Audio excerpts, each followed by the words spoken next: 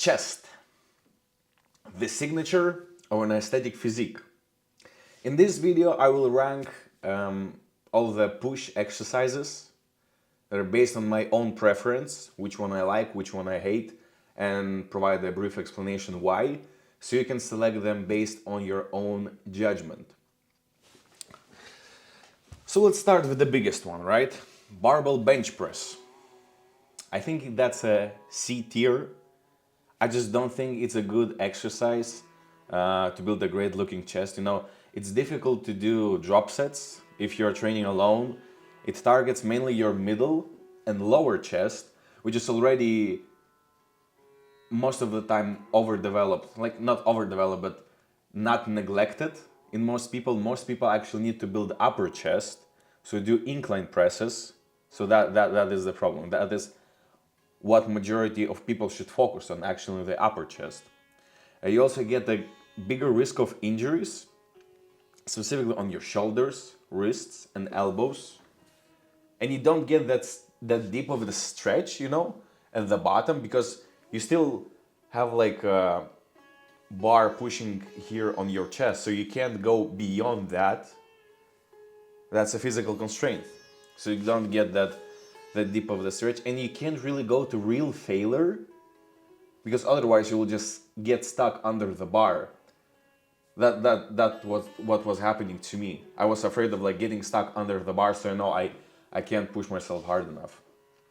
Then flat dumbbell bench press. I think that's an 8 tier.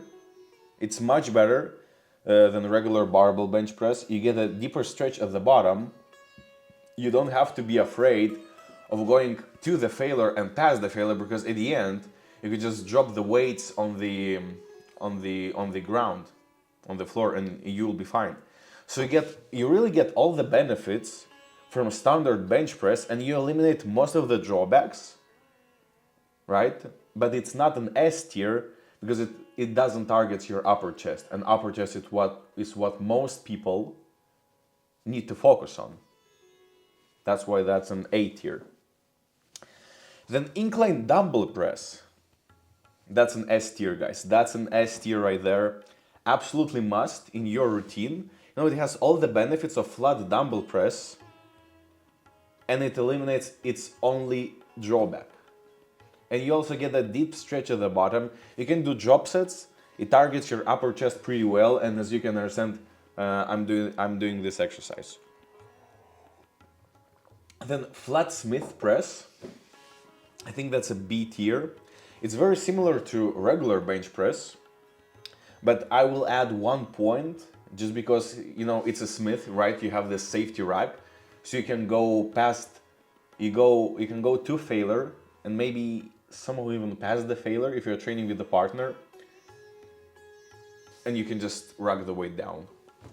So you don't have to be afraid of going to the failure, because the bar won't squeeze you.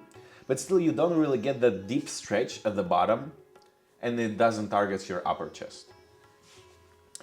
Then incline Smith press. I think that's an S tier. I think that's an S tier right there. It's slightly better than flat. You get a smooth, controlled movement, and you can focus on your upper chest. You can progress quite easily. You can go to failure. It's actually better than incline dumbbell press, because you don't have to focus on stabilization, right? It's just a locked movement, whereas with dumbbells, you still have to include your stabilization muscles, right? So it doesn't go like wobbly and stuff. With Smith, it's just straight movement. So yeah, you don't have to focus on stabilization, and just push it really as much as possible on your chest, and you don't have to lift the weight off from your knees. You know, with dumbbells, when you put the weight on the knees and you do like this, not many people can actually do this, right? Many people actually struggle to do this, and like, when they pick slightly heavier dumbbells, they just go like complete retards and can't lift a fucking dumbbell. And I know it sounds like so simple, you just lift from your knees, but when you get to a certain point, it's not even that heavy. Some people just turn their brains off and can't do this simple movement where you just simultaneously like lift your knee up and your arm up at the same time. People really struggle with this. As simple as it is, people struggle with this stuff. Yeah, I love this exercise. I really do love this exercise, and it's actually the first exercise I do on my pushing day. So I put the most energy I have into this one exercise. Then we have chest press machine. I think it's a B tier. It's not that easy to decide on this. You do get a good stretch, right? You do get a good stretch, you get the controlled movement, and you don't have to focus on stabilization. But on the other side, it doesn't target the upper chest, and a lot of machines have, you know, these handles that actually wobble a lot. Like you grab onto the handle, and it's not firm, right? It's not solid. It's like wobbling to all of the places, and it can be not enjoyable. So it really depends on the machine. It depends on the machine, but because it has a weight stack, right? You're not putting the plates on the machine, but it has the weight stack. You can do drop sets very easily, and that's what I love to do. It's a difficult case, but I would probably go with the B tier. It's actually quite a good exercise if you think about this. If you can manage your progressive overload quite nicely, then it's quite a good exercise. Then we have dips. It's an A tier. A tier for me easily. It's good enough for me. You get the dip stretch at the bottom.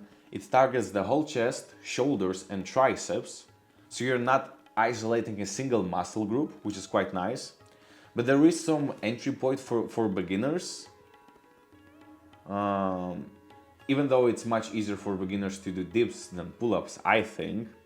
But I don't give a fuck about beginners, right? It's actually my ranking, so fuck them. Now drop sets here are a bit tricky, to be honest. But you can do with the weight belt, right? If you're doing with a weight belt, and then you're dropping the belt to do just only with your body weight, then drop sets are quite easy. Drop sets are quite easy. I like the way it feels, right? The movement itself, I like the way it feels, and it's just an enjoyable movement. So A tier, solid. Chest flies. I think it's a B tier. I don't think it's that good of an exercise. I think it's the best for building that separation line, you know, in the middle of your chest. But the problem is you don't really get that much of a stability.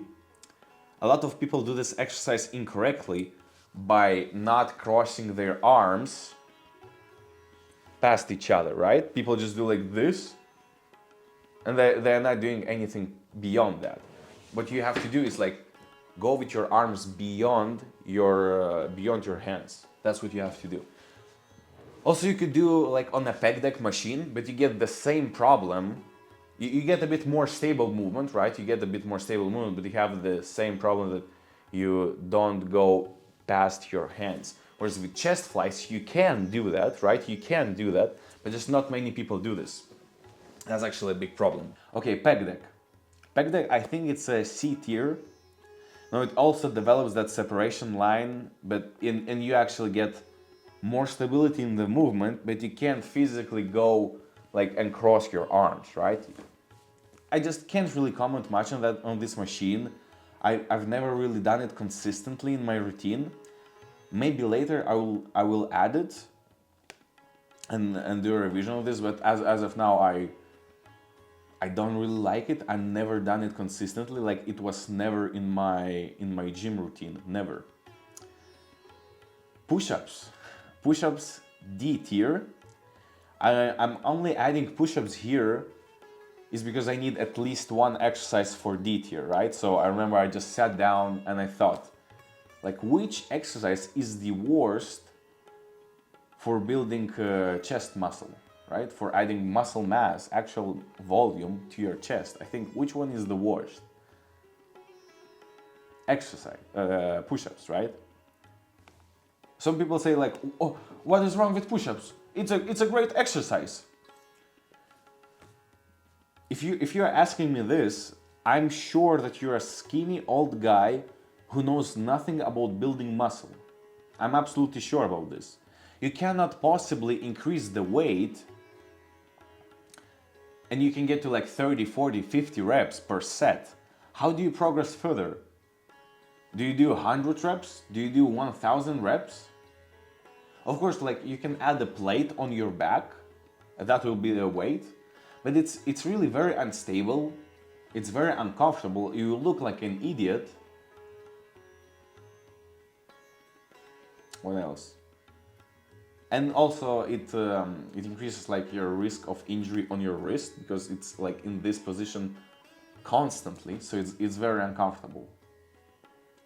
So I hope that was helpful. As you can understand, I'm focusing now on building my upper chest, and I think most people should, because at least it's a weak point for me, and it was a weak point for me for quite a long time now.